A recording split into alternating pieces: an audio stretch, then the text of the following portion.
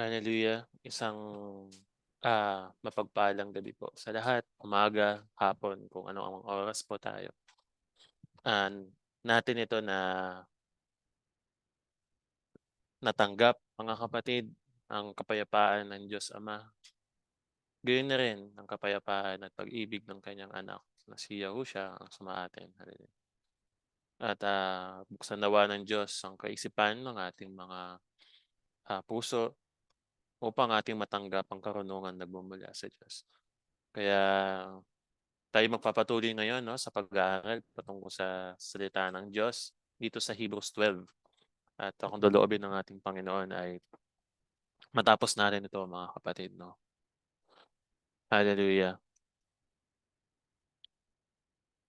Purihin ang Diyos, 'no. So, last time na ating pinag-aralan is about faith.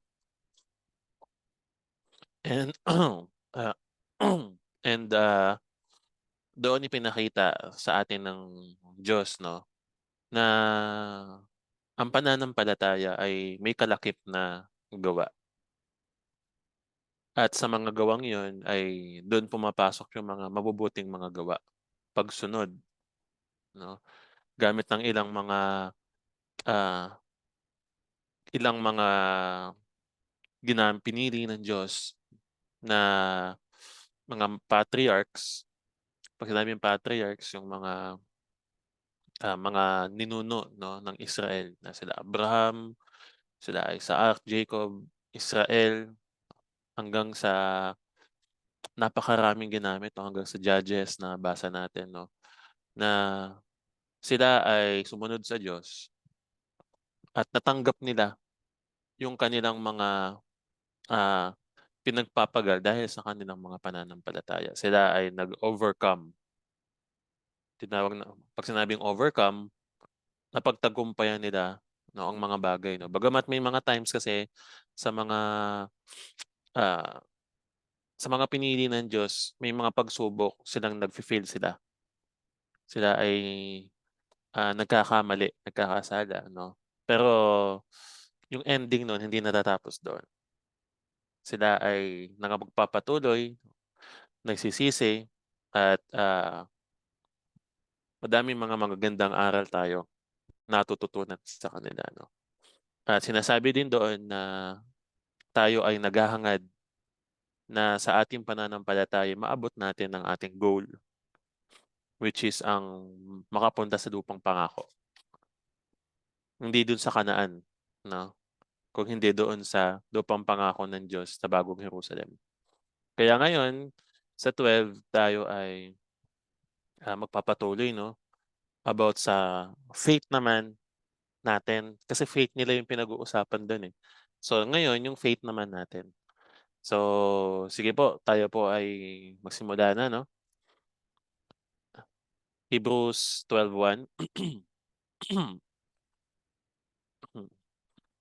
Kaya't yamang nakukubkob tayo ng makapal na bilang ng mga saksi, itabi namang walang liwag ang bawat pasan at ang pagkakasalang pumipigil sa atin, at ating takbuhing may pagtitiis ang takbuhing inilagay sa harapan natin. Sa ating pananampalataya, ako yung pananampalataya ko dati, ang saksi ko lang doon, ang Diyos. Pero ngayon, saksi natin ang bawat isa sa ating pananampalataya. Ibig sabihin, pananagutan natin yung bawat isa. Dahil pinasok natin to, eh, 'no? Tayo ay, ah, tayo ay nagtutulungan na makamit natin yung goal sa takbuhin natin, 'no? Lahat naman tayo tumatakbo sa ating pananampalataya. Tayo ay hindi humihinto.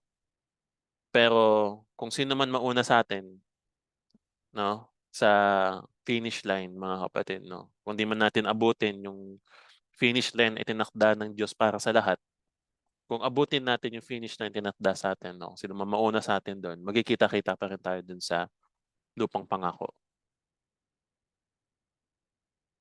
So ibig sabihin walang maiiwan. So tayo yung witness, napakaraming witness Sa'kin madami na yung 5 na witness, mga kapatid 'no, na ginaganap ko yung aking pananampalatayanan.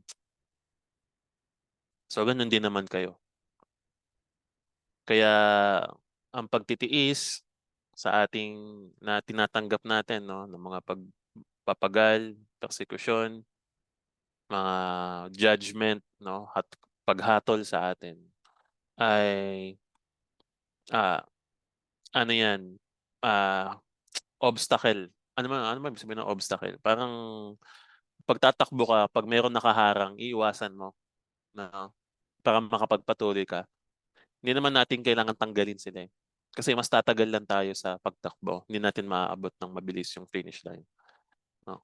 Pero ang ibig ko lang sabihin 'no, ah, ang Diyos ang nagtatakda ng lahat ng bagay, tayo magpatuloy lamang mga kapatid 'no.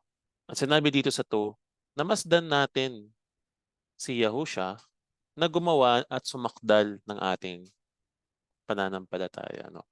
Sa English ang ibig sabihin niyan 'no, ang ginamit diyan sa English ay sa King James 'no, author and finisher.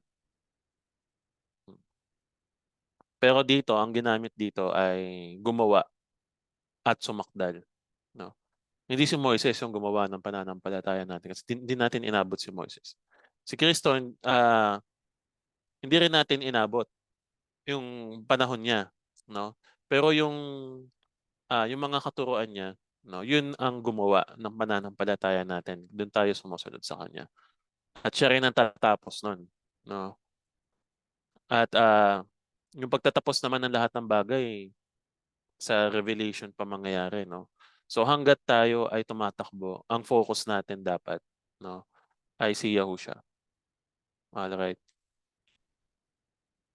Siya ang ating example. I believe yung tinatakbo natin nauna na siyang tumakbo dun. Nauna na siyang tumakbo dun, sinusundan lang natin yung daan ng pagtakbo niya. Na siya, sabi dito, na siya dahil sa kagalakang inilagay sa harapan niya ay nagtiis ng krus, na niwalang bahala ang kahihiyan 'no, niwalang bahala ang kahihiyan at umupo sa kanan ng luklukan ng Diyos. So dito meron akong gustong i-point out 'no, mga kapatid. Ibig sabihin, pinapaunawa sa atin ng author 'no, I believe si Paul 'to. I believe kasi kung ba't ako nag-iingat 'no, kasi usually kapag sumusulat ang isang, tao, meron siyang pasimula na sulat, yung pagbati ba. For example, si John, akong si John na ganito, ganito, binabati ko ang lahat, mga ganyan 'no. Eto kasi yung sulat na dito mga kapatid, walang intro-intro 'no. Sa Hebrews 1 walang intro-intro, wala ng bati-bati 'no. Ano na kaagad, direct to the point na kaagad, sino ang anak ng Diyos 'no, gano'n na kaagad. Kaya pero based dito sa mga kasulatan 'no, I believe tumutugma siya sa mga sulat ni Paul, ni Pablo. Kaya, ah, basically puwede nating sabihin kay Pablo 'to 'no, at puwede naman nating para sure tayo talaga author na lang 'no, mga kapatid. Pero dito ang ibig ko lamang sabihin 'no, pinapaunawa sa atin na kailangan nating maging mapagpakumbaba, na tanggapin lahat ng kahihiyan na puwedeng ibigay sa atin ng mga umuusig sa atin 'no, gaya ni Kristo. Um, dahil, nakasulat din dito sa Philippians 2 verse 5-11, ganito ang sinasabi mga kapatid 'no, "Magkakaroon kayo sa inyo ng pag-iisip na ito'y na kay Kristo, Yahushua din naman." Sabihin parang same ng pag-iisip ng meron si Yahushua. Ano ba yung same ng pag-iisip na yun? Na siya bagamat nasa anyong Diyos, ay hindi niya inaring isang bagay na nararapat pananganan ang pagkapantay niya sa Diyos. Na siya kundi bagkus hinubad niya ito at nag-anyong alipin at nakitulad sa mga tao.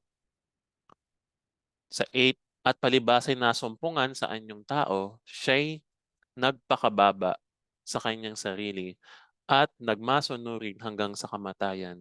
Oo, sa kamatayan sa krus. So dito, sinasabi sa atin mga kapatid, no, na anumang antas ng buhay meron tayo, no. Ako, inaari na natin tayo, no, inaari natin tayo anak ng Diyos. Pero yung ano natin, yung authority natin as ang mga anak ng Diyos, hindi natin yun ginagamit, no, para maging advantage sa buhay natin. Ibig sabihin, nagpapakababa pa din tayo na parang isang servant. Alright. Pag sinabi kasing anak ka ng Diyos, mga kapatid, tas ang tatay mo ay hari ng mga hari, no? Diyos ng mga Diyos. So ang taas nung ano mo, biglang taas yung antas ng level mo, no? So hindi tayo ganoon, no? Kasi yung iba, kahit yung mga tao, no, pag nagbigyan ng katungkulan ng ranggo, nag-rank up din yung ego, mga kapatid. Pero dito si Kristo, bagamat siya'y nasaan yung Diyos, no? Nung siya ay nasa kalangitan, bagamat siya ay anak ng Diyos, nasaan yung Diyos siya? Nasa espiritu, nasa kapangyarihan as anak ng Diyos at pinaglilingkuran, no? Ay hindi niya inisip, no, yung kanyang pagkakapantay sa Diyos. Bagkus ay naging tao siya. Nagsaan yung tao siya para ganapin, no, ang kanyang misyon, ang kanyang goal. Ano ba ang goal ni Kristo? Bakit siya bumaba sa lupa? Hindi iligtas tayo, no? Nang mamatay siya, mabuhay muli, no? Ang goal niya is maging punong pari. Kasi nung bago siya bumaba, no, na-realize ko din na ah hindi pa nagaganap yung ano, yung tinatawag na hindi pa siya high priest nun bago siya bumaba. Naging high priest lang siya nung umakyat na siya dun sa kanan ng Diyos, no? And I believe then na yung mga nakikita ng mga prophet is ano yun, foreknowledge yun ng future. Na for example si David, no, ah nakita niya, no, na pinaupo ang kanyang Panginoon sa kanan, 'di ba? Pinaupo sa kanan. Pero dito, mga kapatid, no, kung titingnan natin 'to, unawain natin. Kung susundan natin 'to, ah, at least alam na natin na tayo dapat ay magpaka-humble, no? Sa 2:9 hanggang 2:11 ganito ang sinasabi. Kaya siya naman ay pinakadakila ng Diyos at siya'y binigyan ng pangalang lalong sa lahat ng pangalan, 'no? Sabi dito, pinakadakila, itinaas ng Diyos. In-exalt. Alam ko in-exalt yan. Highly exalted, no? Itinaas ng Diyos si Kristo.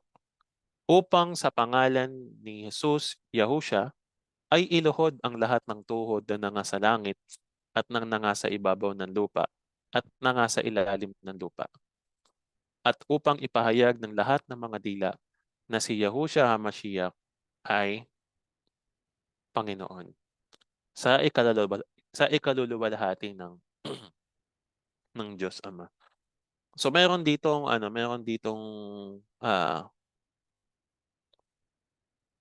akong nakikita dito na parang hindi pa nangyayari yung pagkakaupo niya sa kanan, mga kapatid, sa kataas-taasan. Hindi pa yun nangyayari bago siya bumaba. Nangyari yun nung itinaas siya at umupo sa kanan, nung yung nakita ni David, future yun na mangyayari. Future yun na mangyayari sa sa anak ng Diyos. Siya ay uupo sa kanan ng Diyos sa luklukan, no? Sa luklukan ng Diyos, sa kanyang kanan. At dahil yon sa kanyang pagtatagumpay, no? Dahil yun sa kanyang pagtatagumpay. Kasi sabi dito sa Revelation 3:12, ang sinabi dito mga kapatid, no? Ang magtagumpay ay gagawin kong haligi sa templo ng aking Diyos.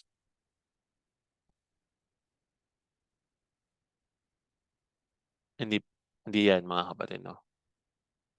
Ah, search ko lang saglit.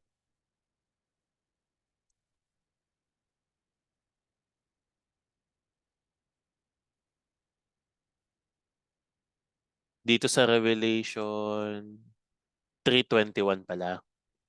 Sa Revelation 3:21 ganito ang sinasabi mga kapatid.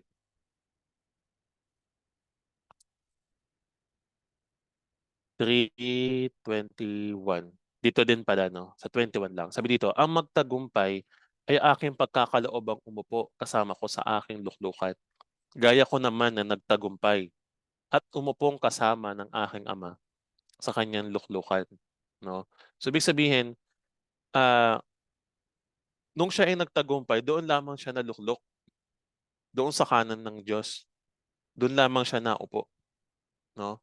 Doon sa kanan ng Diyos. Kaya, yung before, yung glory niya as anak ng Diyos. Pero hindi pa yon yung ah, hindi pa niya nakukuha, no, yung pagiging hari. Hindi pa siya nagiging hari noon mga kapatid, no. Siya lang yung ordained na maging hari dun sa future. Kaya yun nakikita ng mga ano, yun yung vision ni Daniel, yun yung vision ni David, no, ni David na merong isang parang anak ng tao, no, na nakikita nila sa vision nila na siya yung bibigyan ng kaharian, ng dominion, paglilingkuran, no? Lahat ng 'yon sa future 'yon. Sa future 'yon. At tandaan natin, no, naupo siya sa kanan ng Diyos nung siya ay magtagumpay sa kanyang misyon. Ang misyon niya is ah, makapagtipan sa tao, mamatay, mabuhay muli, no? At after nun umakyat sa langit, naupo sa kanan ng Diyos. Do'n pa lang siya naupo do'n sa kanan ng Diyos. 'Pag sinabing kanan, 'no, gaya ni Joseph, si Farao, 'di ba si Farao ginawa siyang kanan. So lahat ng pag-aari ni Farao, siya yung namamahala, tagapamahala. Gano'n din si Kristo, 'no? And I believe na literal 'to, na nasa kanan, mga kapatid, literal 'to. Symbolically, kanan, ang ibig sabihin ay power, binigyan ng kapamahalaan. Pero literal na siya ay nasa kanan. At siyempre hindi pa natin kasi naaaral yung sa Revelation, yung talagang tuloy-tuloy, no, na pag-aaral sa Revelation. Doon kasi nakalagay isang luklukan, no? At may mga theories din sa isip ko kung paanong sa kanan siya mauupo, no? Kaya naniniwala ako na it's either nakahiwala yung trono niya, yung kanyang upuan. May gano'n kasi sa medieval era, yung mga hari, 'no, actually dalawa nga 'yan, eh, hari tsaka reyna, 'di ba? Pero meron ding setup na yung may hari ta's may nakaupo dun sa kanan niya na it's either anak niya, may mga upuan, may mga luklukan sila kanya-kanya, 'no? Yun yung nasa isip ko na puwedeng gano'n, na merong hiwalay na luklukan si Kristo dun sa kanan. At nangyari lang yun nung siya ay ah, itinaas na ng Diyos Ama. Ginawa na siyang kanan, 'no? At meron din akong theory na puwede rin naman sa isang luklukan, puwede rin naman na, ah, dalawa silang nakaupo. Puwedeng malaki yung upuan, pero isang luklukan pa din. Makukuha po ninyo? 'No, puwedeng gano'n, alright?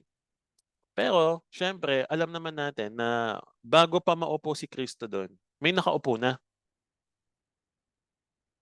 At yung isang nakaupo na 'yun ay si Yahuwah, mga kapatid. So paano ba natin nalaman na ah, si Yahuwah 'yun 'no? Kung babasahin natin yung Isaiah 6, alam ko Isaiah 6, ayan, Isaiah 6:1 'no? Sabi dito, "Noong taong mamatay ang Haring Uzzias ay nakita ko ang Panginoon na nakaupo sa isang luklukan, matayog at mataas at pinuno ang templo ng kanyang kaluwalhatian." 'No? Kung sa Sefer natin babasahin 'yan, sabi dito, nakita niya ang Panginoon, Adonai ang ginamit diyan, Panginoon 'no? Tuloy natin, sabi dito, "Sa itaas niya ay nakatayo ang isang serapin, bawat isa ay may 6 na pakpak na may dalawa na nagsisitakip sa kanyang muka at may dalawa nagsisitakip sa kanyang mga paa at may dalawang nagsisilipad sa kanya. At nagsisigaw ang isa't isa at nagsasabing, 'Banal, banal ang Panginoon ng mga hukbo, ang buong lupa ay napuno ng kanyang kaluwalhatian.'" Dito sa 6:3, kung babasahin natin 'yan, sino ba yung nakaupo dun? Holy, holy is Yahuwah Tezabot. Ibig sabihin ng Tezabot, Almighty 'yan, 'no, of hosts, 'yan ang sinasabi niyan.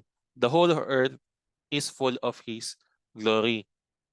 To make sure na Yahuwah talaga yung nakasulat diyan, puwede nating basahin 'yan dito sa Strong's. Holy, holy is the Lord of hosts. Yung the Lord na 'yan ay Yahuwah, Yod Heh Vav Heh. So, before pang makita yun ni ano, sa Revelation, before pa makita ni John, nakita na ni Isaiah. At yung nakita ni Isaiah, isang nakaupo dun sa luklukan na nakaupo dun si Amang Yahuwah, si Abba Yahuwah, 'no? And siyempre may sequence kasi yun kapatid, eh, 'no, sa Revelation 3, sa Revelation 4. Yung sequence nun kasi, yung Lamb of God, yung kordero ng Diyos is hindi pa nakaupo dun sa kanan. Isa pa lang yung nakaupo dun sa ano, sa trono. Vision yun ni ano, ni John. Isa pa lang yung nakaupo dun sa trono. At yung lamb na parang kinatay ay siya yung worthy na buksan yung scroll. So lumapit siya dun sa nakaupo, kinuha niya yung scroll at binuksan niya, 'no? So ibig sabihin mga kapatid 'no, na yung nababasa natin na, nakaluklok yung luklukan 'no, ng Diyos at ng kordero, after ng lahat ng nangyari 'no, mauupo na sila doon sa luklukan nila, alright.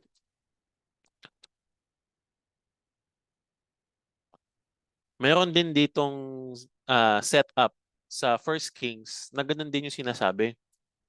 Sabi dito sa First Kings 2:19, sabi dito mga kapatid 'no, "Si Bathsheba nga'y naparoon sa Haring Solomon upang ipakiusap sa kanya si Adoniya.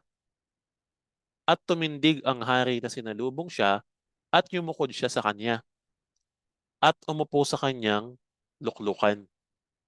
Si Solomon umupo na sa luklukan niya. Ang sabi dito, "At nagpalagay ng luklukan para sa ina ng hari at siya'y naupo sa kanyang kanan." So dito, hiwalay yung luklukan ng kanyang ina, nagpalagay, 'no, ng luklukan. So puwedeng mangyari yun na meron talagang luklukan dun sa kanan, 'no? Meron talagang puwedeng luklukan dun sa kanan. So kung isa lang yung nakitang luklukan, puwedeng magkatabi sila dun sa luklukan, 'no? It's either place kung saan doon, mga kapatid, ang importante nasa kanan ng Diyos ang ating Panginoong Yahushua. Alright. So tuloy natin dun sa Hebrews mga kapatid, no? I hope nauunawaan natin yung mga ibig kong sabihin, no? Na naupo lang siya sa luklukan sa kanan nung siya ay nabuhay namang muli. Itinaas siya ng Diyos, no? At umupo sa kanan. At nasa katuparan yung yung Psalm 110. Ibig sabihin, yung Psalm 110, hindi pa siya nauupo nun. Future na mangyayari yun. No? At nangyari lang yun yung siya ay nagtagumpay. Hallelujah. Sabi dito, dun sa Hebrews 12, tutuloy natin. Sapagkat dinidilhin ninyo yaong nagtiis ng gayong pagsalangsang ng mga makasalanan laban sa kanyang sarili, upang kayo wag magsihina ng mga lupaypay sa inyong mga kaluluwa, no? Hindi pa kayo nakikipaglaban hanggang sa mabubo ang dugo na nakikipag-away laban sa kasalanan. So hindi pa tayo mga martir.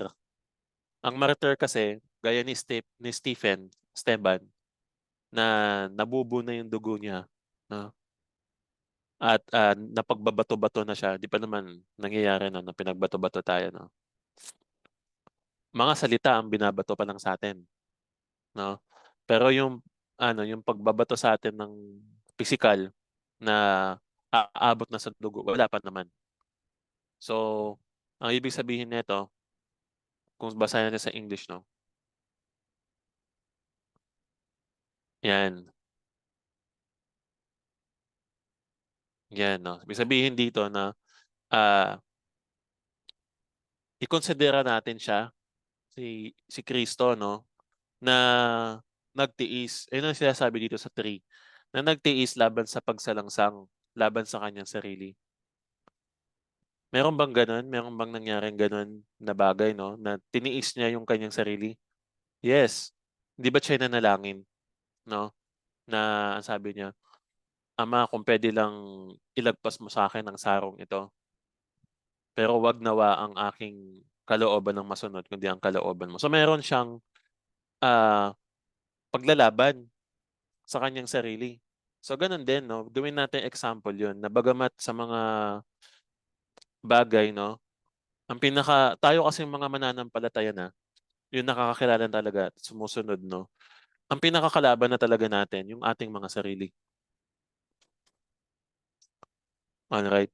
Yung, yung lust, no? Yung mga tukso, yung mga aksyon natin, no? Minsan, hindi naman palaging kasalanan ni Satanas yun, no? Si Satanas, hindi niya tayo magagalaw unless ipahintulot ng Ama, mga kapatid. So tayo mga mananampalataya, no, ang ah, pinaka bigyan natin ng pansin is paano natin mapagtatagumpayan ang ating mga sarili. Kung paano natin malalagpasan yung kahinaan ng laman para maging mas malakas yung spiritual natin, no?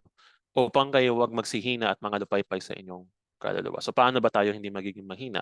Sa pamamagitan ng mga pagkakatipon. Sa pamamagitan ng mga pagkakatipon, tayo ay napapalakas. Pagpapalakasan ng tawag doon. Upang hindi tayo magpahina. At syempre, kung ang focus natin ay si Kristo, gaya nga ng sinabi nung una, no? I can do all things to Christ who strengthens me. Di ba? Isang sikat na verse na ginagamit no, sa lahat ng pagkakataon. Tayo ay gawing inspirasyon ng ginawa ni Kristo na pagpapagal. Sa 5, sabi dito, at inyong nilimot ang iniaral ng pagkikipagtalo sa inyo tulad sa mga anak. Anak ko, wag mong waling bahala ang parusa ng Panginoon. O manglupaypay man kung ikaw ay pinagkakawikaan niya. No? Ah, mababasa natin yan dito sa Proverbs, mga kapatid. Sa Proverbs 3:11-12, sabi dito, "Anak ko, huwag mong hamakin ang parusa ng Panginoon, ni mayamot man sa kanyang mga saway. Sapagkat sinasaway ng Panginoon ang kanyang iniibig, gaya ng ama sa anak na kanyang kinaluluguran." Ah, nung ating tinanggap si Kristo no, bilang ating Panginoon at tayo ay pumasok sa kanyang tipan, sa pamamagitan niya tayo ay inaring ganap ng Diyos bilang kanyang mga anak. So ibig sabihin, spiritually, ang tatay na natin ay ang Diyos Ama. Kaya Ama na ang tawag natin sa Kanya. At pwede na natin i-claim to bilang kanyang anak. Ang sabi niya, huwag mong hawakin ng parusa ng Panginoon. So first of all, bakit ba natin nararanasan yung parusa, yung saway? Dahil yun sa ating mga kasalanan. Dahil yun sa ating mga katigasan ng ulo at mga pagkakamali. No? Hindi naman tayo susuwayin kung gumagawa naman tayo ng tama. Diba? Kung nakakasunod naman tayo sa kalooban niya, bakit tayo sasawayin? Di ba't pagpapala, pag natutuwa ang tatay sa kanyang anak, napakamasunurin nito, no? Bigyan ko nga ng blessing. Yan. Ganun yung nare-receive natin, no? Unless, gaya tayo ni Job. Sometimes kasi, kailangan natin ma-distinguish. Ano ba yung nararanasan ko?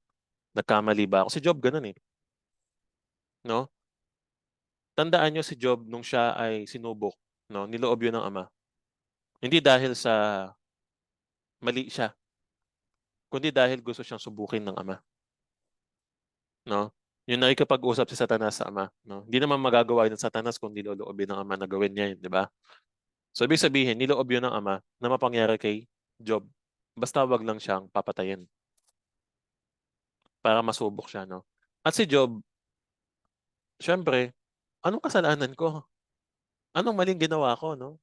Yung mga kaibigan niya nga, pinagko-confess siya eh. Ano bang ginawa mo, no? Bakit, bakit mo nararanasan yan? Hindi may ginawa ka, imposible, no? Imposibleng ganyan yung maranasan mo, tapos wala kang ginawa, no?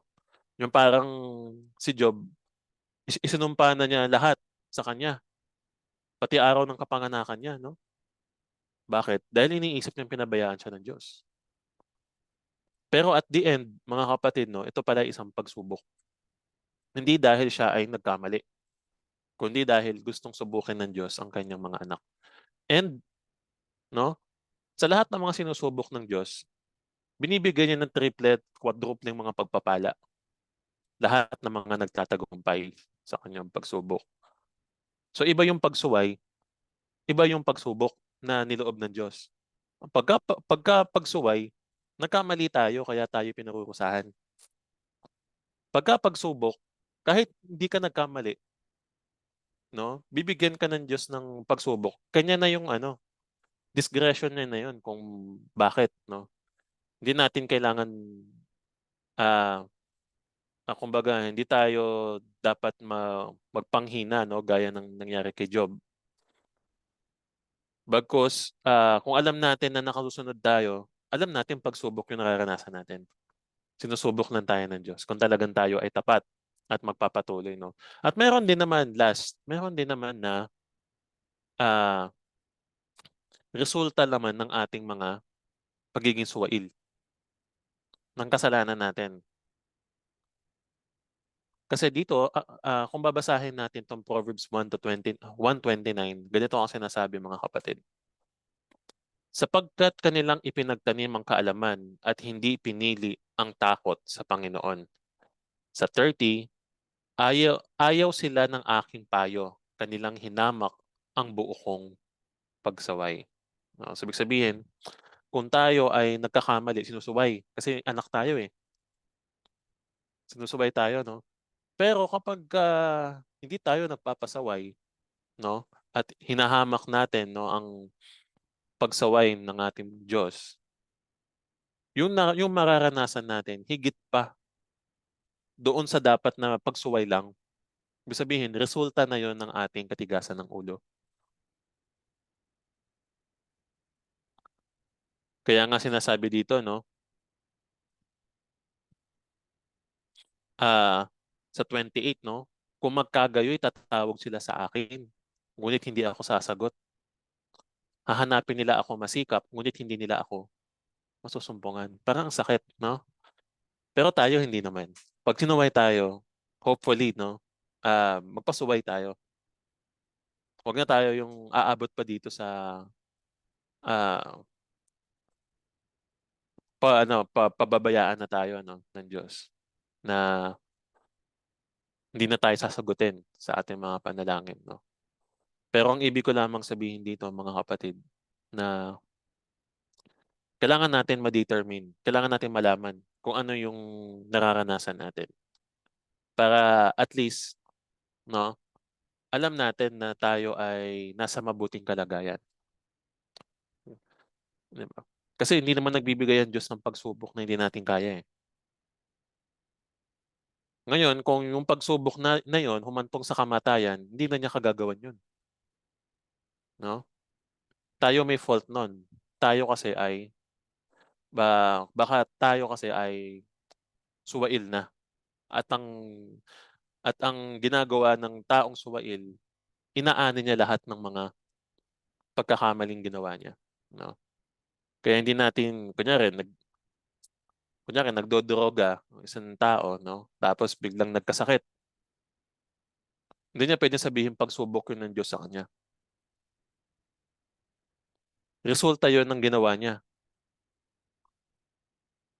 Ang pagsuway para dun sa mga anak na nagkakamali, no? At ang tatay naman, pagka yung matitinong tatay pagka nagkamali ang anak, hindi naman niya ginagarutay eh. Yung lulumpuhin. Hindi ganoon ang matinong tatay. Papaluin, masasaktan. Pwedeng wala ka mo ng cellphone, grounded ka, no? Pero hindi yun yung ah, halos mamatay na yung bata, no? Hindi ganoon ang pag-ibig ng tatay. Hindi ako naniniwala sa ganoon, no? Tamang paluin ng bata, no, para matuto. Pero yung gagarutayan mo na parang, 'di ba, parang hindi mo anak, hindi yun pag-ibig, mga kapatid. Maling pagsuway yun. Ang Diyos, mas lalong ang Diyos alam yun. Alam niya na pag sinuway niya tayo, dun lang sa kaya natin. At dun sa mas mauunawaan natin, mga kapatid, no? Kaya purihin ng Diyos. Ah, tuloy natin kasi maganda tong part na to, no? Sabi dito sa 6, sapagkat pinakurusahan ng Panginoon ng kanyang iniibig at inahampas ang bawat tinatanggap na anak. Na dahil sa ito'y parusa kayo'y nagtitiis. Inaari kayo ng Diyos na tulad ng mga anak, sapagkat alin ngang anak ang hindi pinarurusahan ng kanyang ama. Pag hindi tayo pinarurusahan, pag hindi tayo sinusuway, hindi tayo mahal, mga kapatid. Hindi sila sabi kung anong mali eh. No, syempre, pag sinuway mo, itatama mo kung ano yung mali. Pero pagka hindi ka tinatama ng isang tatay, hindi ka mahal nun. No? Hindi ka mahal nun, mga kapatid. Pero tayo, mahal tayo ng Diyos. Kaya sa ating mga pagkakamali ay tinatama tayo ng Diyos. Datapwat kung kayo'y hindi pinarurusahan na parang naranasan ng lahat, kung gayo'y mga anak, naligaw kayo at hindi tunay na anak, no? Mga ampon. No? Ibig sabihin, anak sa labas. Sabihin, hindi kanyan talagang anak. No? Pero kung totoong anak niya yon, ay susuwayin niya dahil syempre walang ama na gustong mapahamak ang anak. Walang magulang, no, na gustong mapahamak ang anak. Palaging ang magulang gusto niya yung best lagi para sa anak niya. Gusto niyang matuto, gusto niyang tumayo sa sarili mga paa, gusto niyang, di ba? So ganun yun, ganun ang pag-ibig ng isang ama. At tayo nakapagrelasyon sa ama. Ang mga tawag natin sa kanya eh. So relasyon yun ng isang ama at ng isang anak. So tayo, ginaganap natin yung role natin as anak sa pamamagitan ng pagsunod sa ama. At yung ama naman, ginagawa yung role niya sa pamamagitan ng pagbibless naman sa atin, ng pagtutuwid sa atin, yung pagpaparusa sa atin, yung pagtutuwid sa atin, no? Yung mga pagsuway. Ganoon ang obligasyon ng isang ama. At hindi tayo pinababayaan ng ating amang nasa langit. Sabi dito sa 12:9, bukod dito tayo nangakaroon ng mga ama na ating mga laman upang tayo parusahan. At sila'y ating iginagalang. Hindi baga lalong tayo'y papasakop sa Ama ng mga espiritu at tayo'y mabubuhay, 'no? May mga tatay tayo, 'no? Pero nirerespeto natin 'pag pinaparusahan tayo. So gano'n din ang Diyos. Nirespeto natin siya na dahil sa pagpaparusa niya sa atin, ano.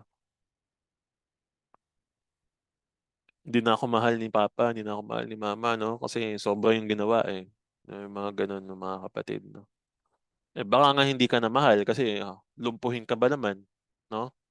Pero kung hindi naman gano'n at pinalo ka lamang, mga kapatid, 'no, dapat nating ariing isang uri 'yun ng pag-ibig sa atin at irespeto natin dahil sila ay ating mga magulang. Gano'n din ang Ama nating nasa langit. Sapagkat katotohanan tayo'y pinarurusahan nilang ilang araw ayon sa kanilang mga minagaling. Ngunit siya'y sa kapakinabangan naman natin upang tayo'y makabahagi sa kanyang kabanalan, 'no. Sa tatay, gano'n din, ilang araw kang paparurusahan, 'no. So, sa ama gano'n din. Ang Israel ilang beses niya pinarurusahan, 'di ko na mabilang kapatid, 'no. At kahit bilangin ko hindi na abot dun sa siguro yung daliri ko sa kamay hindi na kayang bilangin, mga kapatid, 'no. Oh, gano'n siya kapasensyoso, 'no, at gano'n siya katapat sa kanyang mga anak. So tayo din, mga kapatid, 'no. Tayo'y pinarurusahan dahil gusto niyang makasama niya tayo doon sa bagong Jerusalem. Nauunawaan po natin. Kasi kung hindi tayo parusahan at hayaan niya tayong magkasala, itatapon tayo do'n sa dagat-dagatang apoy.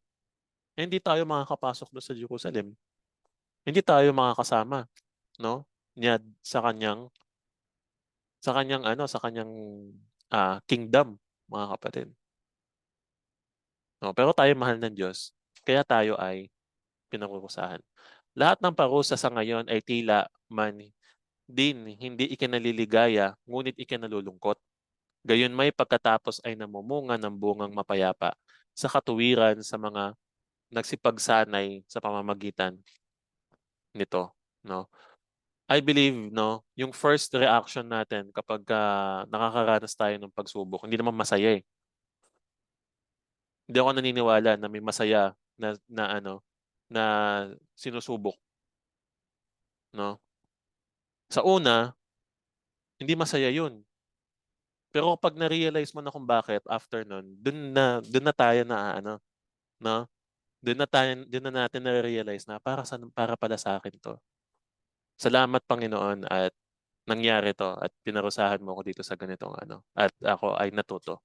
Pero dun yung di mo pa alam kung anong dahilan, hindi masaya yun, 'no. Kung masaya ka doon, mga kapatid, I believe siguro di ko alam, kasi sa'kin hindi masaya yun. Ewan ko na sa inyo kung masaya kayo dun, 'no, kapagka nakaranas kayo ng mga kapighatian, 'no. Sa una hindi, pero after siyempre alam natin na kapakinabangan kasi natin, alright? At after naman nun, kunyari natanggal ka sa trabaho, masaya ka ba nun natanggal ka sa trabaho, kapatid? Siyempre una hindi naman, walang masayang natanggal sa trabaho, 'no? "Ama salamat natanggal ako sa trabaho." 'Di ba?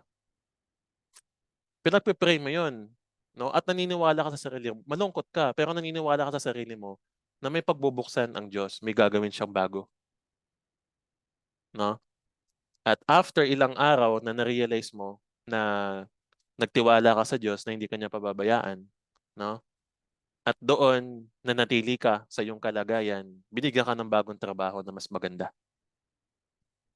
At dun mo na-realize, oo nga 'no, 'pag pala nagsasara ang Diyos meron siyang binubuksan na bago.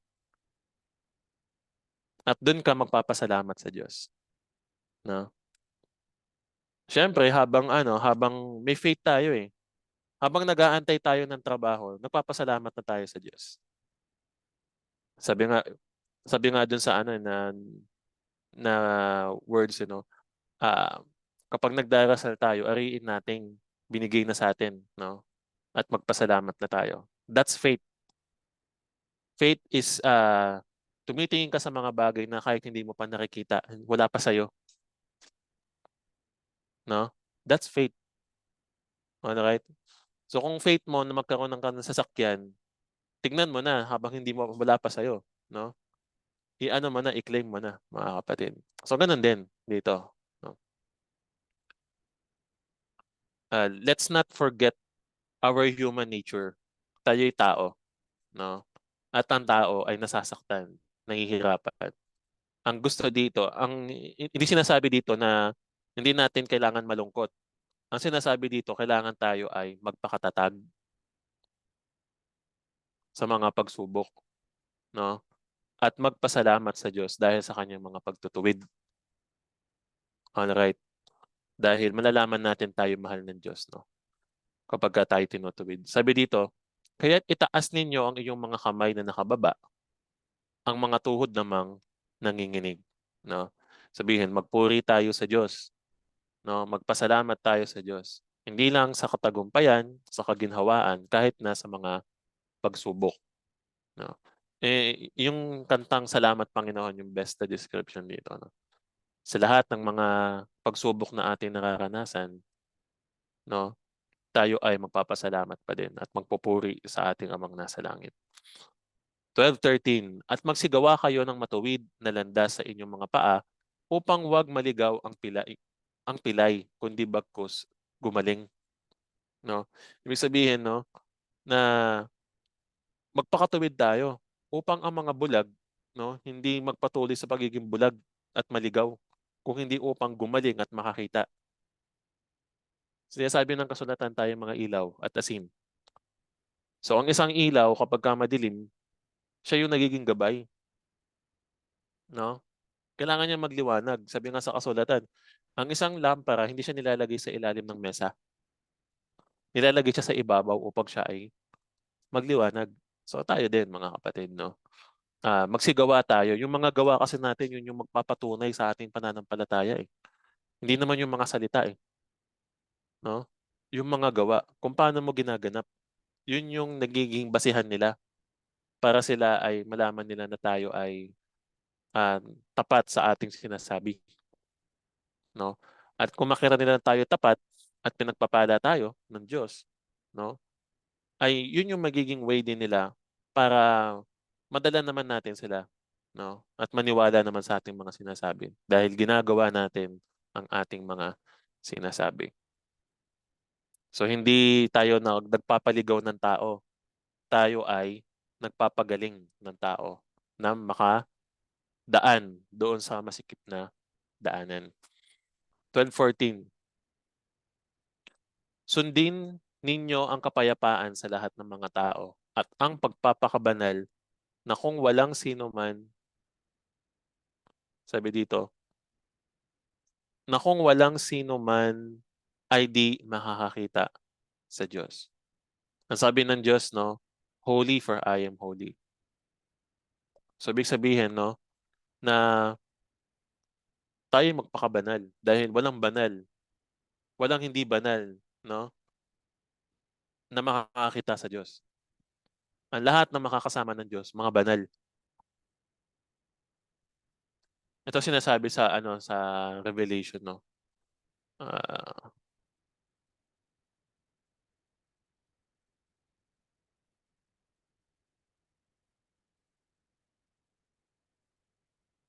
eto. Revelation 14:4.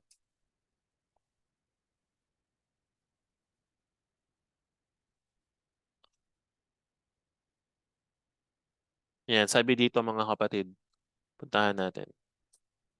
Sabi dito, ang mga ito'y ang hindi nangahawa sa mga babae sapagkat sila ay mga malilinis, no? Ang mga ito'y nagsisisunod sa kordero saan man siya pumaroon, at mga ito'y binili sa gitna ng mga tao at pangunahing na maging pangunahing bunga ng Diyos, no? Ba't ganun? Wait lang mga kapatid, no? Iba yata to. Ito pala, Revelation 21:27 mga kapatid, no? Sabi sa Revelation 21:27, at hindi papasok doon sa anumang paraan ang anumang bagay na karumal-dumal o siyang gumagawa ng mga kasuklap-suklam at ng kasinungalingan, kundi yaon lamang mga nakasulat sa aklat ng buhay ng kordero. So walang maruming papasok doon sa kaharian ng Diyos, no? Ito bang lahat ng nakasulat sa kordero, mga karumal-dumal ba yan? Mga gumagawa ba ng mga kasuklap-suklam? Hindi.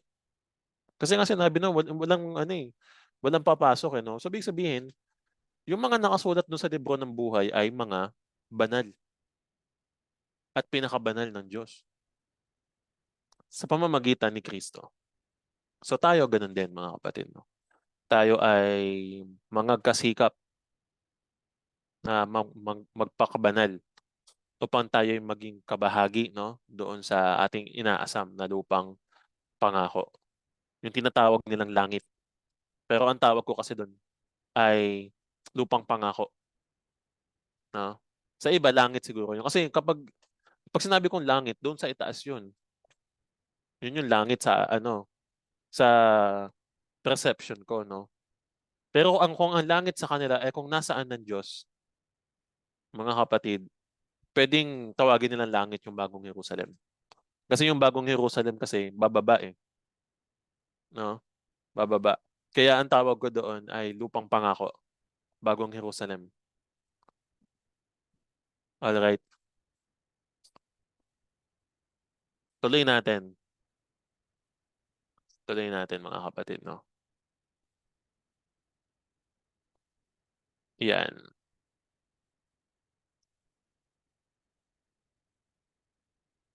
Ayan.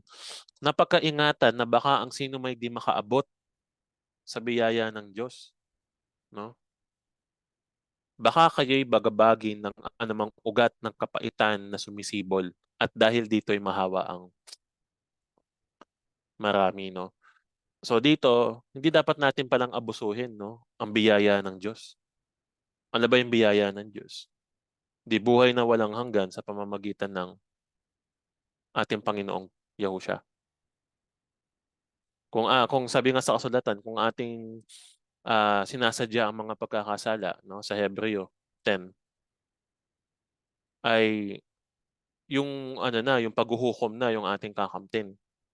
So ibig sabihin na meron palang mga tao na umaabuso sa biyaya ng Diyos. At sila ay, ang sabi dito, hindi makakaabot doon sa biyaya niya.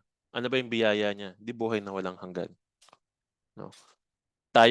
Ang biyaya ng Diyos sa ating mga mananampalataya na, sabi sa kasulatan sa 2 John 1 to 2, no? Kung tayo ay magkasala, ay meron tayong tagapamagitan sa Ama. Yun yung biyaya natin. Pwede tayong humingi ng tawad. Pwede tayong manumbalik, no? Pero kung sinasadya natin ang pagkakasala, is hindi na tayo makapananumbalik nun. Pinili na natin yung landas na yun, no? Sa 16, baka magkaroon ng sino mang mapakiapid o mapaglapastangan gaya ni Isaw na sa isang pinggan ng pagkain ay ipinagbili ang kanyang sariling pagkapanganay, no? Mababasa natin yan dito sa Genesis 25 verse 32 to 33. Genesis 25 verse 32 to 33.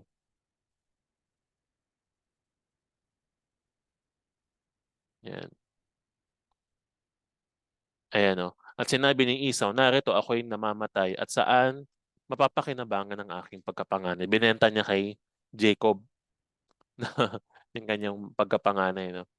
Actually, ano naman yun, physically hindi siya pwede na ibenta.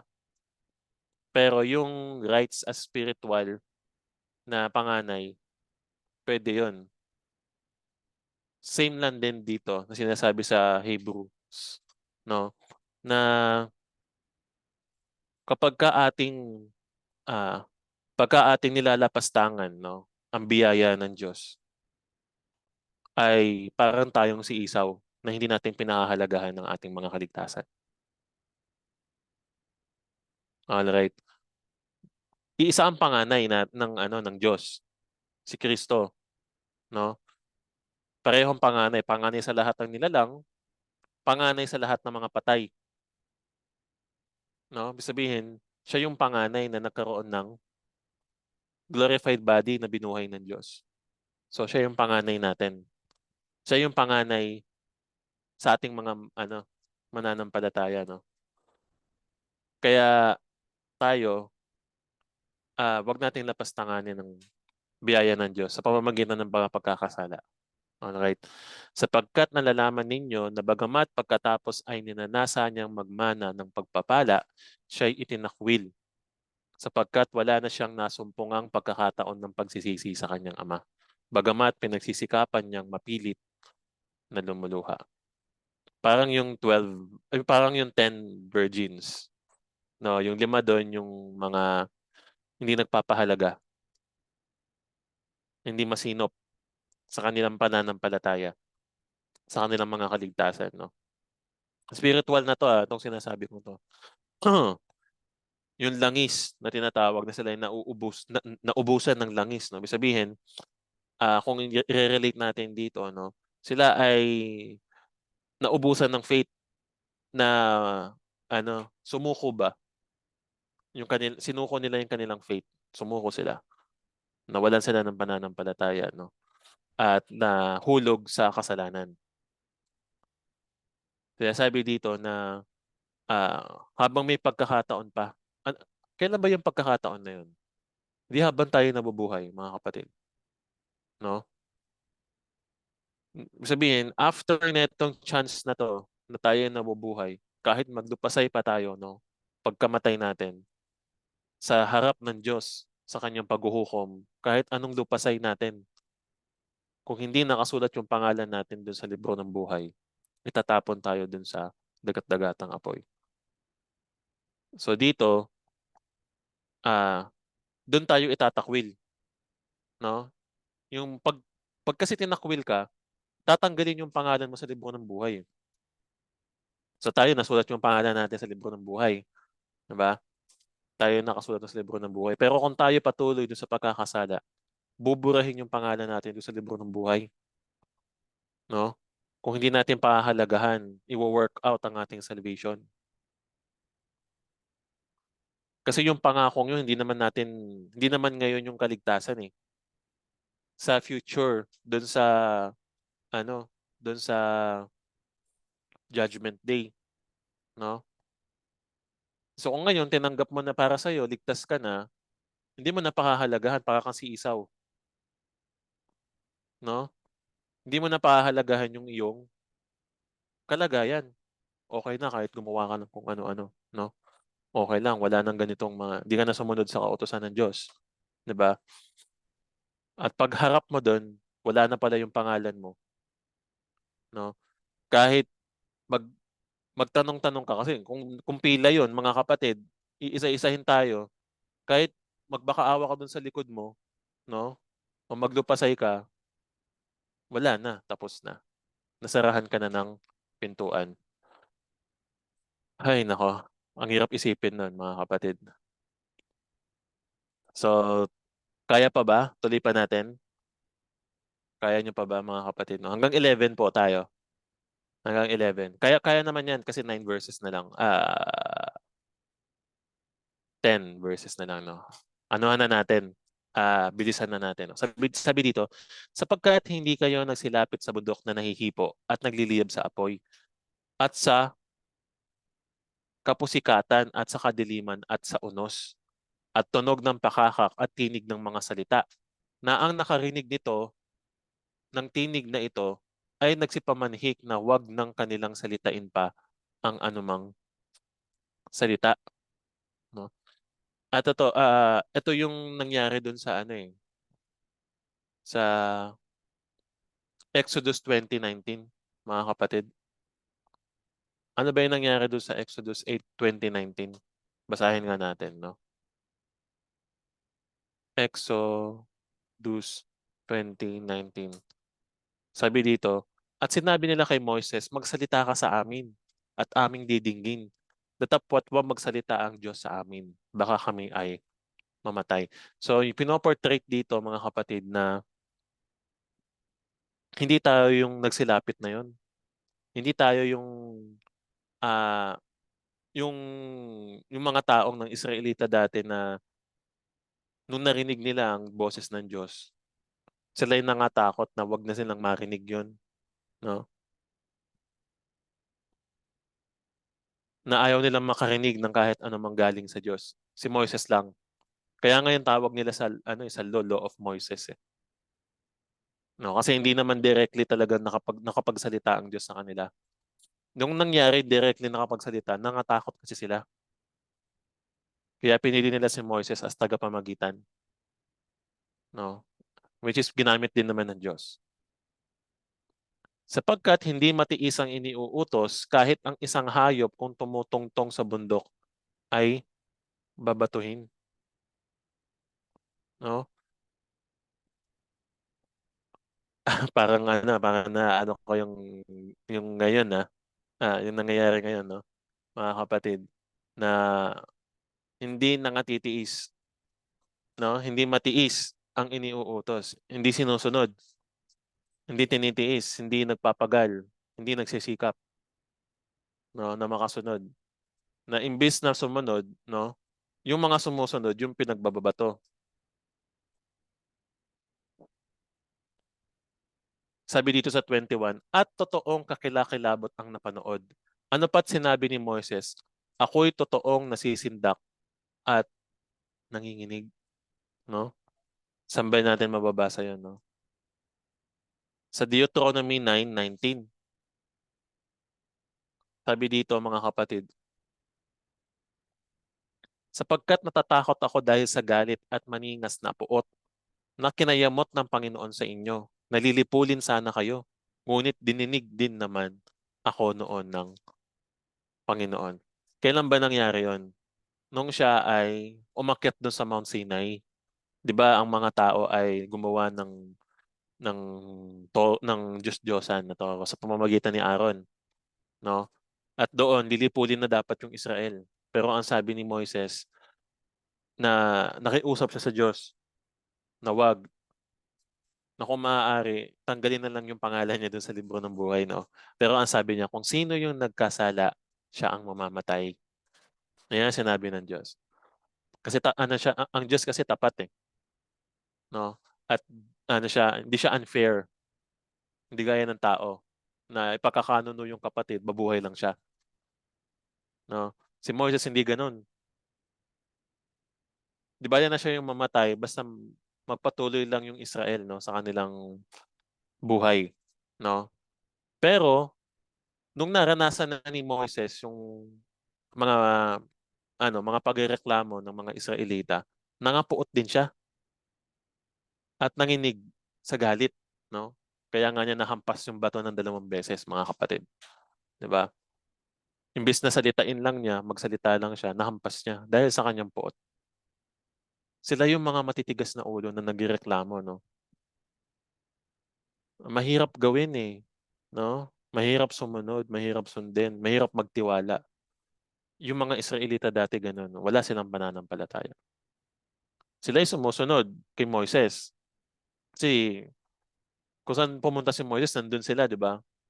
Sumusunod din sila dun sa pillar, dun sa cloud of pillar, tsaka yung apoy. Sumusunod sila sa Diyos. Pero hindi sila nananampalataya, mga kapatid. No, hindi sila nagtitiwala sa Diyos. At same thing na naramdaman ng Diyos, naramdaman din ni Moises.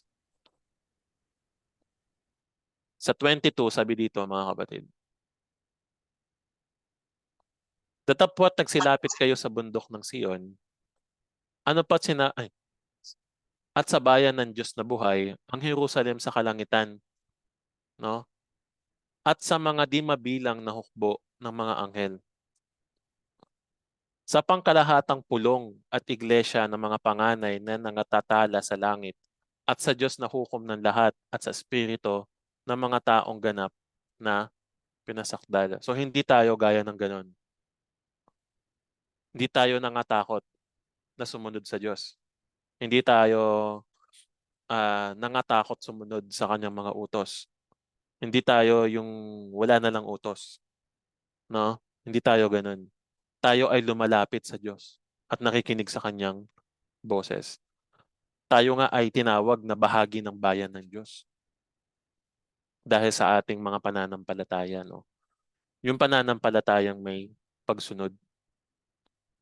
Sabi dito, at sa bayan ng Diyos at sa Jerusalem sa kalangitan. May Jerusalem sa kalangitan, no? Yun yung bababa mula sa langit, yung bagong Jerusalem, no?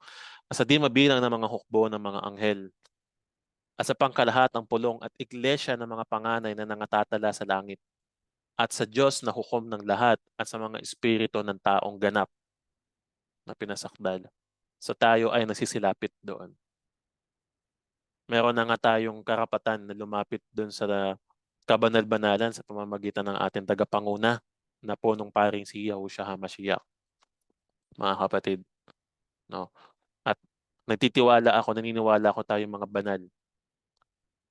Isa sa yung mga mukhang nakikita nyo sa screen, no? Sila ay mga banal ng Diyos. Pinasakdal, hindi dahil sa mga gawa, kundi dahil sa habag, mga kapatid. Pero hindi namin, mga kapatid, no, hindi natin winawalang halaga ang kautusan sa pamamagitan ng ating pananampalataya. Tandaan natin, no? Ganyan yung sinasabi sa Romans 3:31.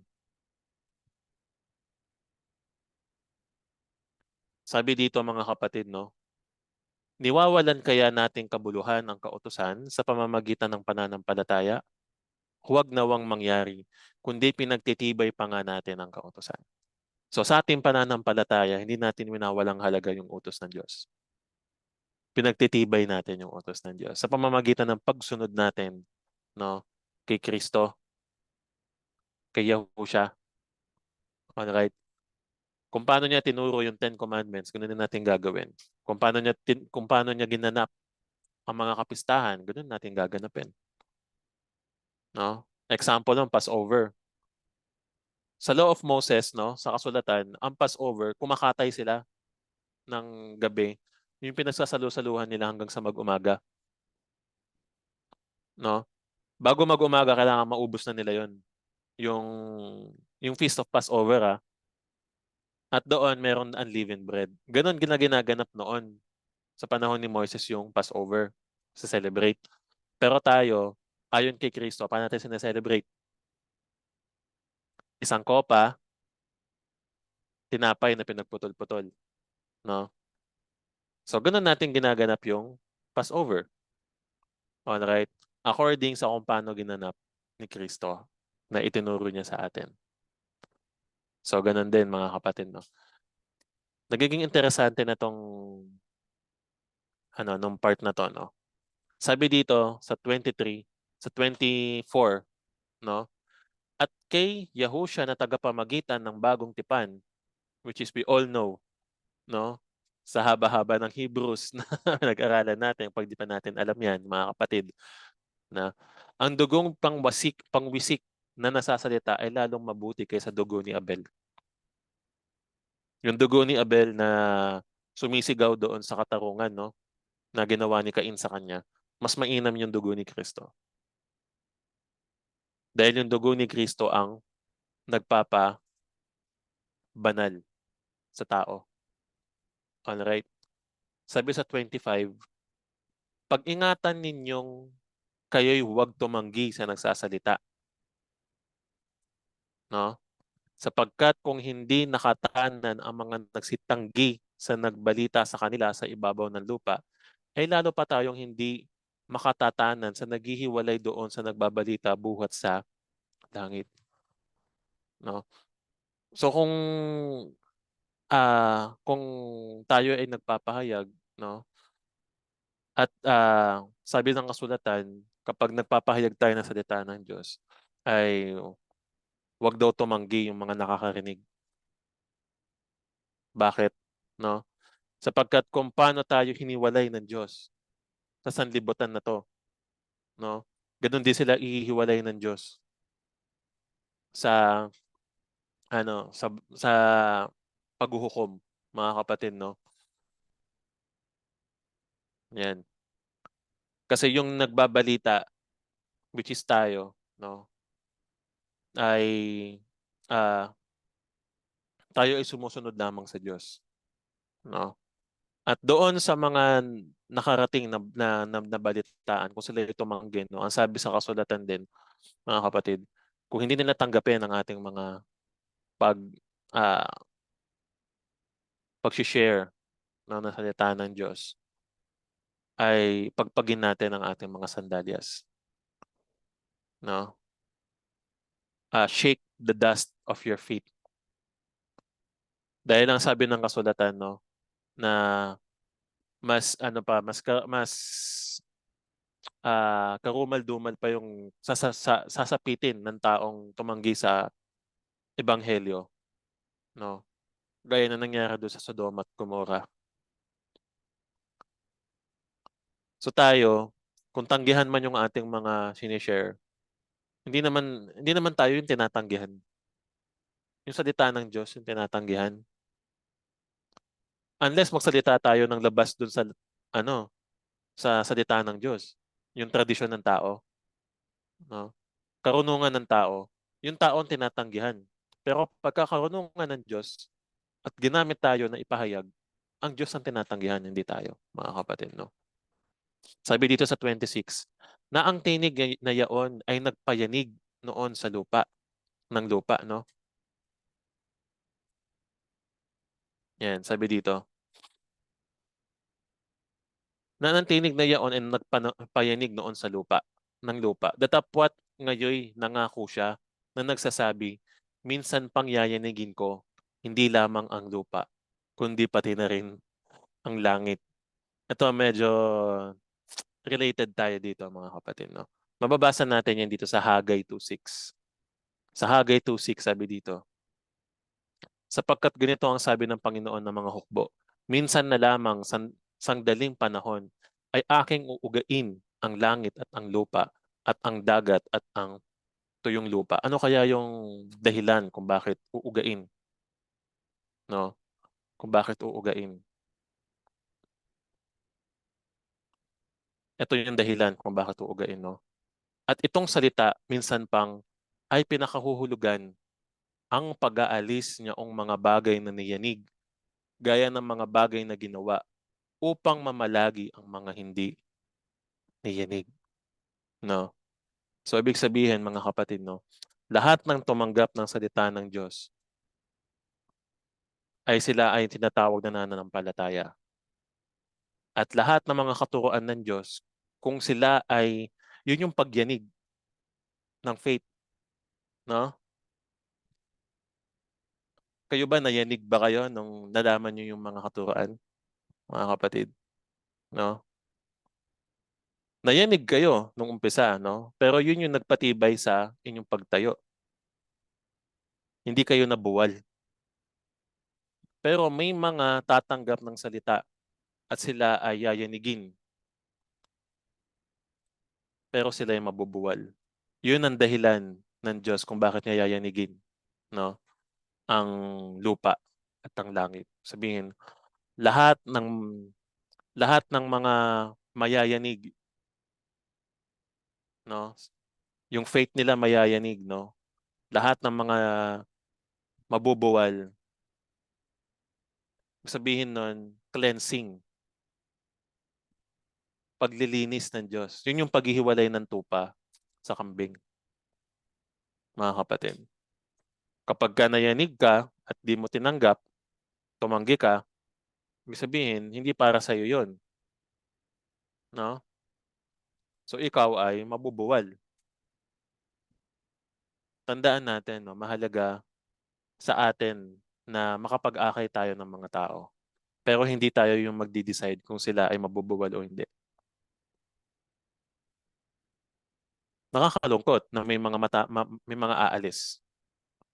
May mga aalisin ng Diyos. Nakakalungkot yun. Pero tayo mga nananatili, no, na hindi nabuwal at hindi nayanig, mga kapatid, no, at nagpatuloy, ay tayo ay nagpapasalamat sa Diyos. Dahil tunay nga na tayo ay pinili ng Diyos. Naniniwala po ba kayo do'n? I believe. Kasi kung nabuwal kayo, wala na kayo dito, 'no?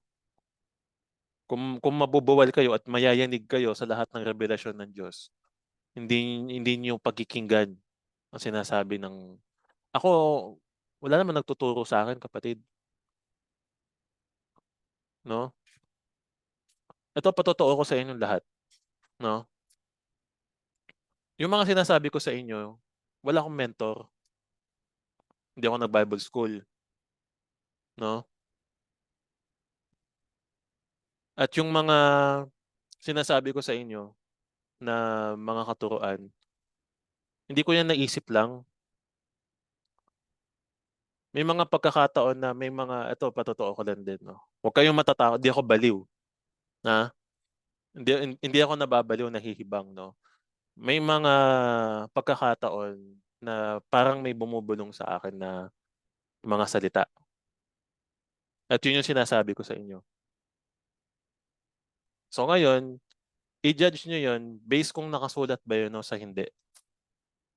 At naniniwala ako, 'no, na kung iniisip ninyo na may isusugo ang Diyos sa inyo, isusugo para malaman niyo yung totoo. At kung ginagamit ako, siguro nga gano'n 'yun. Kasi hindi naman ako nanghihingi ng kapalit, mga kapatid, sa ginagawa kong 'to.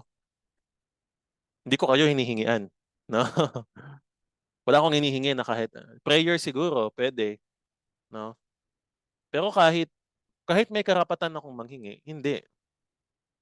Bakit? Dahil hindi ako pinababayaan ng Diyos, eh, 'no? At kung darating sa pagkakataon na kailangan ko na, I hope maiintindihan po ng bawat isa, 'no? Sabihin, baka sobrang busy na natin 'yun, kailangan ko nang iwan yung trabaho. Baka gano'n, 'no? Pero hangga't may trabaho ako, hangga't pinagpapala ako ng Diyos, 'no, hindi ako nanghihingi. Bagkus ako yung nagbibigay, ako yung magbibigay, 'no? Pero ang ibig ko sabihin, mga kapatid, 'no, na hindi aksidente, hindi ko din gusto actually. Gaya nga ng sabi ni Sister ano, eh, Sister Hazel, 'no, kung mali man ako, at least ako na lang. Kaya natatakot akong mag-ano sa iba, 'no, mag-share sa iba dahil baka hindi lang ako maintindihan, 'no, at masayang lang yung effort, yung mga pagpapagal, 'no. Pero sa sekwensya ng mga pangyayari, 'no, kahit hindi ko gustuhin, pagka ang Diyos ang nagtakda ng mga pagkakataon, kung iko-connect-connect po ninyo, 'no, kung hindi tayo sinamahan ng Diyos, wala tayo dito ngayon. Baka tatlo pa rin kami, 'no, 'di ba? Pero sa habag ng Diyos, nandito kayo at masaya ako, 'no, mga kapatid. Pero yung wisdom, discernment, hindi sa akin 'yan, kapatid. Hindi ako matalinong tao. Hmm. Alam ko magbasa, magsulat, 'no, pero yung matalino gaya ng mga theologian, mga nag-aral talaga, wala akong gano'n, wala akong titulo. Iba nga yung tinahak kong landas, yung tinahak kong landas IT. IT ako, hindi ako galing dun sa ano, sa mga theologian na talagang buong buhay nila yun ang inaral nila. Kasi paglabas nila dun, mga pastor na sila, mga ano na sila, 'di ba, gano'n 'yan. Pero hindi ako gano'n. Hindi ko nga inaari na ako'y isang na tatawagin ako, eh, na sa ganitong pagkakataon, eh. Naniniwala akong tinawag ako ng Diyos. Kasi kung hindi, wala tayong ganitong pinag-uusapan ngayon, mga kapatid. Walang biglang darating sa isip ko na, "Oo nga 'no, gano'n 'no." Share ko nga 'yun sa kanila, 'no? At wala akong pinilit ni isa sa inyo na na 'di ba, magpatuloy at maniwala sa mga words. Dahil alam ko na ang saksi ko ay hindi tao, kundi ang salita ng Diyos. Kaya tayo, mga kapatid, 'no, gano'n din tayo, gano'n din tayo, 'no. Kayo binigyan din na kayo ng gano'n. Ewan ko kung may bumubulong na rin sa inyo, mga kapatid, 'no. Hindi ko lang alam kung meron na rin bumubulong-bulong sa inyo. Siguro meron lang nag-aano sa inyo, nagko-convict na mali yung ginagawa ko, no? At meron ding nagko-convict sa inyo na tama ba yung sinabi ni brother na ganito, no? Mga conviction. Kasi binabago, gift kasi yun eh. Pag kinonvict ka at alam mo na yung tama at mali, meron ka ng kaunawaan doon, no? Ibig sabihin, yung banal na espiritu ay nananahan sa'yo. Pero kapag tanggap ka lang ng tanggap at hindi ka nagtatanong at wala ka man lang kahit anong reaksyon doon sa tinanggap mo lang, kinain mo kaagad, no? Ay hindi pa nagiging ganap ang espiritu ng Diyos, no? Or it's either wala ka pa talagang espiritu na feeling mo lang meron, no? Pero wala pa talaga. Kaya yon mga kapatid, no? At yung sa ngayon kasi madami kasing mga aalis. Nakikita-kita ko din, no? Nakikita-kita ko na may mga magpapaalam, may mga mabubuwal, may mga mawawala sa atin, no? Pero wag tayong panghinaan ng loob. Sapagkat sa 29:12-29, ito ang sinabi. Sapagkat ang Diyos natin ay isang apoy na namumugnaw. Sa English, ang ibig sabihin niyan, for our God is a consuming fire. Ang consuming fire, hindi kakayanin ng isang tao na hindi kinasihan ng Diyos ang Espiritu ng Diyos, ang kanyang apoy. Dahil ang apoy, yun yung naglilinis sa atin, sa ating mga tradisyon, kasalanan, kahinaan, no? Consuming fire. Kino-consume niya lahat ng karumihan sa atin para gawin tayong banal, no? Ngayon, kung hindi kayanin ng tao yung consuming fire na yon, ano ba yung consuming fire na yon? Salita ng Diyos. Tinutuwid tayo ng salita ng Diyos, no? Ang salita ng Diyos ay parang parang tabak na magkabilang talim. Kung hindi kayanin ng tao yon, mabubuwal siya. Tatanggihan niya yung salita, no? Pero kung siya ay tinawag ng Diyos at pinili ng Diyos, no? Tatanggapin niya yung salitang yun. Na ang salita naman yun hindi naman sa tao, kundi hindi galing sa tao, kundi galing din sa salita ng Diyos, no? Kaya tayo mga kapatid ay ano tayo, no? Manggalak tayo, magpasalamat tayo sa Diyos. Dahil sa habag niya at biyaya niya sa atin, no, tayo ay nakatayo pa at hindi nabubuwal. At pagsikapan natin, no, na mag-focus lang doon sa pagsunod natin kay Kristo. At yung goal natin na lupang pangako, no, napangako ng Diyos sa atin, napangako ni Kristo sa atin din, ay makakamtan natin yan. Sama-sama po tayo. Walang maiiwan. Alright? Pananagutan natin ang isa't isa. So kung may isang kapatid na nagpapatuloy sa kasalanan, sawayin din natin. Ganun ang ibig sabihin nun na ano na ang correction is meant for the one you love. Pag mahal mo, ko-correct mo, no? So ganun din. Walang mataas, walang mababa sa atin. No? Tayo ay magkakapatid sa Panginoon.